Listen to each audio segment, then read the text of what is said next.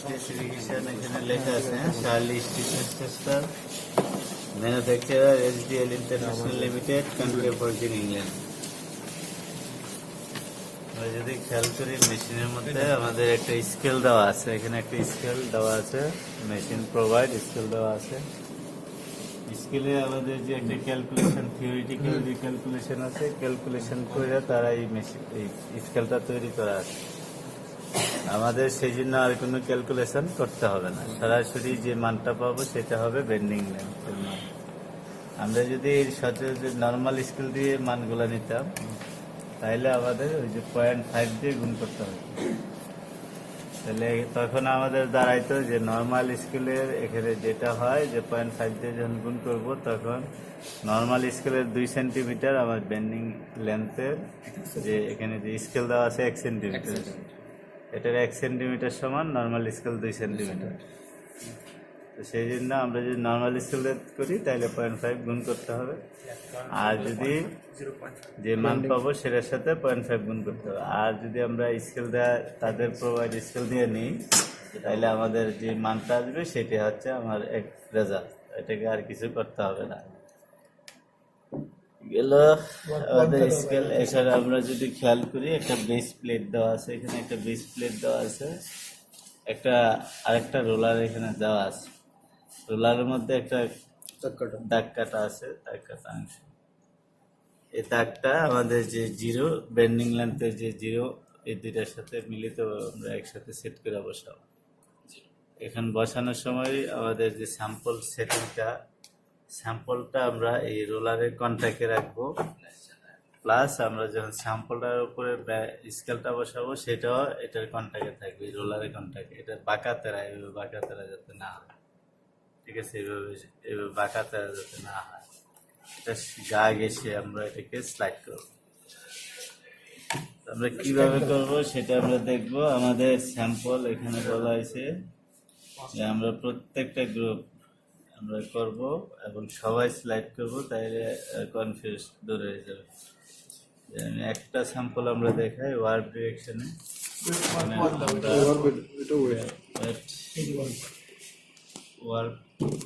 ওয়ার্পের sample আমরা নিলাম। আমরা যখন করবো করার আগে এই যে অংশগুলা, টিপ অংশগুলা, টিপ পোর্শন, ফেব্রিকের এই অংশটাকে তারা টিপ পোর্শন ধরছে। আমি যখন যে প্রান্তটা করবো ওটা টিপ পোর্শন, টিপ পোর্শনের এই একটা এজ, একটা এজ, দুইটা এজ আছে নাকি?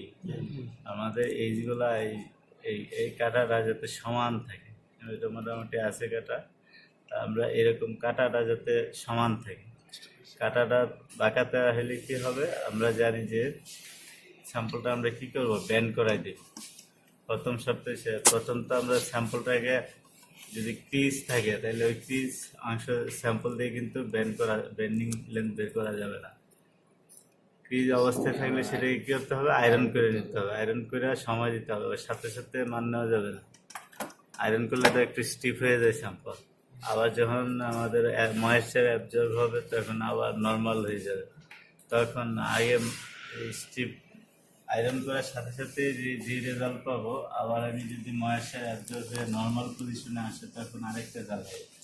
তো সেই জন্য এটা স্ট্যান্ডার্ড বলছে যে আমরা এই স্ট্যান্ডার্ডটা আর কত কিছু আছিল যে আমাদের করতে হতো 4 ঘন্টা ওইটা কন্ডিশনিং করে নিতে হতো। তো আমাদের কন্ডিশনিং করার নেই, অপশন নেই, কন্ডিশনিং করার জন্য মেশিন আছে।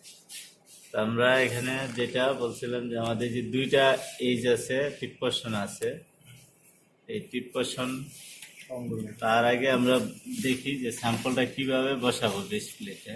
বলছে যে এই প্লেটের সাথে আমাদের যে রোলারটা আছে, রোলারটার গায়ে ঘেঁষে আমরা এটাকে, আর এটা যে টিপ পোর্শনটা একবারে প্রান্তে, আমার বেস প্লেটের একবারে প্রান্তে এবং আমার স্যাম্পল একসাথে একবারে প্রান্তে বসাবো, তারপরে স্কেলটা এখানে সেট করবো।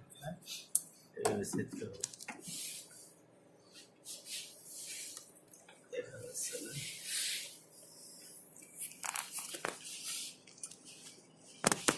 হ্যাঁ, জিরোর সাথে মিলে বসে। আমরা যদি আর একটু খেয়াল করি মেশিনের মধ্যে দেখবো দুইটা দাগ দেওয়া আছে, এই যে একটা মোটা এই পাশেরটা, এই পাশেরটা আছে একটা চিকন, হ্যাঁ। এখানে তারা যে ব্যান্ড হয়ে এই দুইটা যে দাগে আইসা পড়বে স্যাম্পলটা 41.5 ডিগ্রি অ্যাঙ্গেল এখানে সেট করা আছে। আমরা ভিজুয়ালি স্লাইড করলে স্যাম্পলটা যদি আমরা ভিজুয়ালি স্লাইড করি, আমরা যদি এই দুইটা দাগ মিলাইতে চাই তাহলে কি মিলানো সম্ভব হবে? ভিজুয়ালি কখন টিপ পশনটা মিলছে বোঝা যাবে। সেই জন্য তারা একটা মিরর দিছে, এই পাশে একটা মিরর, আমরা যদি খেয়াল করি একটা মিরর আছে, হ্যাঁ? এই মিররে যদি আমরা তাকাই, আমরা তাকাবো মিররে, আমরা এই পাশে যারা আছে আপাতত দেখি, আর এই পাশে পরে আমি স্লাইডটা দেখাবো, হ্যাঁ? সবাই গ্যাদারিং এই পাশে করার দরকার নেই, এই পাশে যারা আছে তারা আপাতত দেখি, তারপরে এই পাশে আবার দেখাবো। ডিগ্রি কত আমরা 41.5 ডিগ্রি লেখা আছে, এই 41.5 ডিগ্রি যে অ্যাঙ্গেলটা এখানে দিছে, আমরা যদি এই সরাসরি এখানে এই দুইটার সাথে মিলাইতে চাই বোঝা যাবে না। সেই জন্য তারা কি করছে, একটা অপশন দিছে যে আমাদের একটা মিরর দেওয়া আছে, যাতে আমরা মিররের মধ্যে স্পষ্টভাবে বুঝতে পারি স্লাইড করার পরে টিপ পশনগুলা কি অবস্থায় আছে। তা আমরা যদি খেয়াল করি, আমি এই যে ফিঙ্গার দিয়ে ধরলাম, এই মিররে যদি তাকাই তাহলে হাত দেখা যাচ্ছে আমার, এটা কোথায় আছে? মিররের নিচের অংশে আছে নাকি? আর এটা কোথায় আছে? এটা একটা মিররের উপরে। যদি আমরা ইয়া করি, এইভাবে আছে অ্যাঙ্গেলটা, মিররের মধ্যে এইভাবে আছে, ভিজুয়ালি আছে এইভাবে, ঠিক আছে? দুইটা দাগ এইভাবে দুইটা আছে। যখন আমি এটা মিররে দেখি তখন অ্যাঙ্গেলটা এইভাবে হয়ে যাচ্ছে, অর্থাৎ নিচেরটা হচ্ছে মোটা যে দাগটা নিচে, আর উপরে হচ্ছে আমার চিকন দাগটা। এই দুইটা দাগ একটা আরেকটার উপর লম্বালম্বি ভাবে আছে 41.5 ডিগ্রি অ্যাঙ্গেলে। এখন আমরা বলছি যে টিপ পোর্শন কয়টা আছে? দুইটা। তা আমরা যখন এটাকে এইভাবে ব্যান্ড করাই দিই, সে মিররে এইভাবে দেখাবে স্লাইডটা। তো এখন আমাদের এই মিররে যখন আমরা এইভাবে দেখব স্লাইডটা, তারা প্রথম শর্ত বলছিল যে আমার এই টিপ পোর্শনটা, আমরা জানি ইপিআই পিপিআই ইয়ানের পরিমাণ প্লাস আমি কাটা, তারপরে এখানে যে ইয়ানের টুইস্ট, অনেকগুলা ফাংশন আছে, সবগুলা যদি সমান হয়, ইকুয়াল হয়, তাহলে আমার টিপ পোর্শন দুইটা কি হবে? দুইটা ব্যালেন্স পজিশনে থাকবে, মিডল পজিশনে আসবে। তো ওই পজিশনে যখন আসবে তখনই এটা হচ্ছে বেস্ট মান। তখন বলছে যে তখনই আমার এই দুইটা মিলে দাগের সাথে যখন এই দুইটা টিপ পোর্শন মিলবে, তখনই স্টপ করে আমরা এখান থেকে রেজাল্ট পাবো, মান নিব। এখন আমাদের যে সমস্যাটা হয়, মানে অল্প কিছু স্যাম্পল পাওয়া যায় যে দুইটা টিপ পোর্শন একসাথে মিলে, কিন্তু ম্যাক্সিমাম স্যাম্পলে আমাদের যে ফলটা হয় উপরের দাগের সাথে আগে মিলতেছে, নাইলে নিচের দাগের সাথে আগে মিলতেছে, দুইটা একসাথে মিলিত হয় না। এখন উপরের দাগের সাথে মিললেও নিচের দাগ একটু এইভাবে ব্যান্ড হয়ে একটু দূরে সরে আছে। এখন আমি যদি নিচেরটা মিলাইতে চাই, তাহলে উপরেরটা কি হচ্ছে? ব্যান্ড হয়ে আর ভিতরের দিকে চলে যাচ্ছে। আবার যদি নিচেরটা মিলছে উপরেরটা এইভাবে থাকে, তাহলে উপরেরটা মিলাইতে গেলে নিচেরটা ব্যান্ড হয়ে দাগ ক্রস করে ভিতরে চলে আসে। তো এই ধরনের সমস্যার ক্ষেত্রে বলছে যে যখনই আমার এই প্রথম যে দাগের সাথে আগে এই ধরনের ফল্ট হলে প্রথম টিপ পোর্শন যে দাগের সাথে মিলিত হবে, হয় উপরে অথবা নিচে, যে দাগের সাথে টাচ করবে তখন স্টপ করে মান নিবে।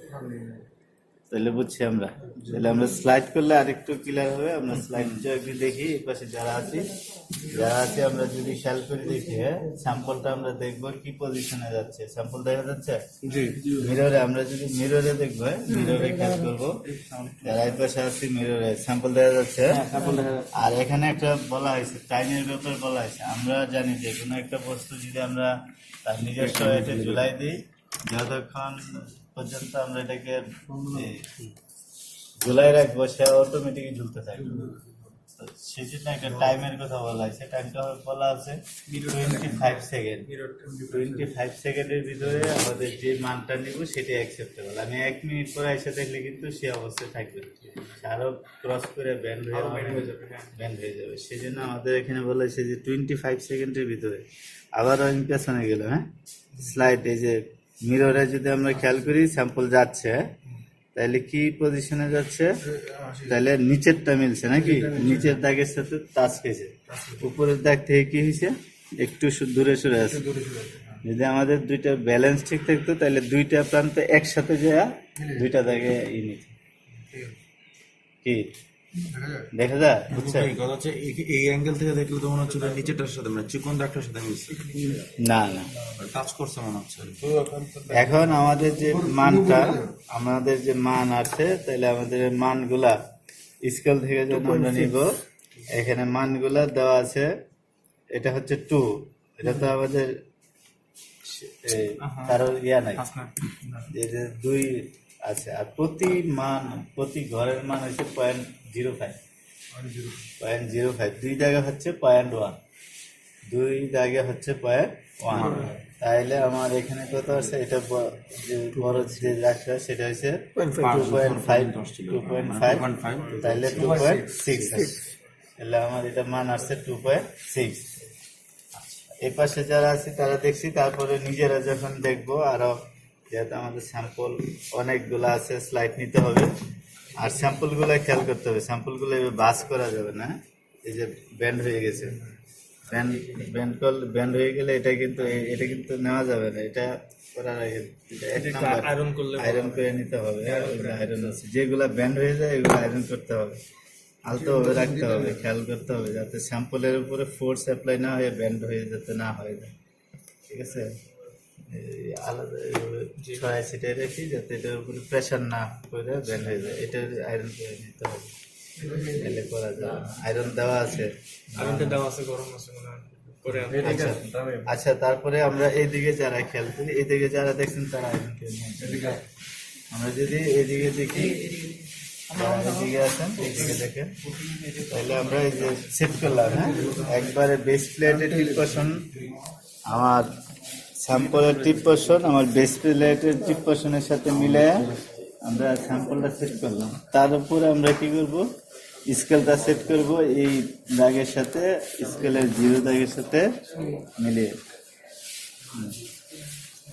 এটার কোনটাকে, এই রোলারের কোনটাকে গায়ে গেছে। আর স্লাইড যখন করবো, আমি এটাকে যখন স্লাইড করে ছেড়ে দিব, এখানে ফোর্স অ্যাপ্লাই করবো না।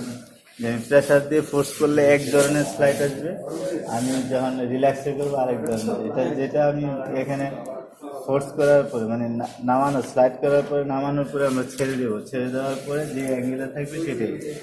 আমরা যদি খেয়াল করি যে স্যাম্পল যাচ্ছে মিররে, আমরা মিররে দেখবো, ভিজুয়ালি তো এটা বোঝা যাবে না। মিররে আমরা দেখি, মিররে দেখা যাচ্ছে না স্যাম্পল? কি দেখছেন?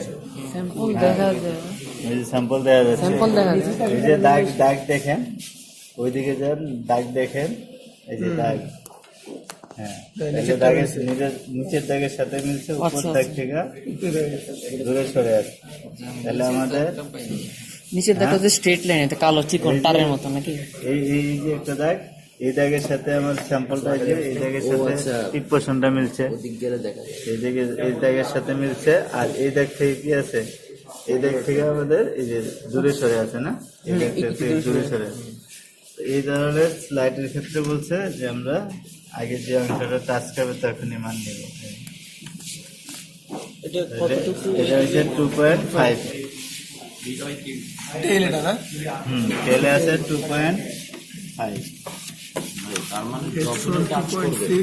যে উপরে অথবা নিচে যে দাগের সাথে আগে মিলবে। এখন আবার ব্যাকে নিব, ব্যাকের হিট, আবার ব্যাকের টেল,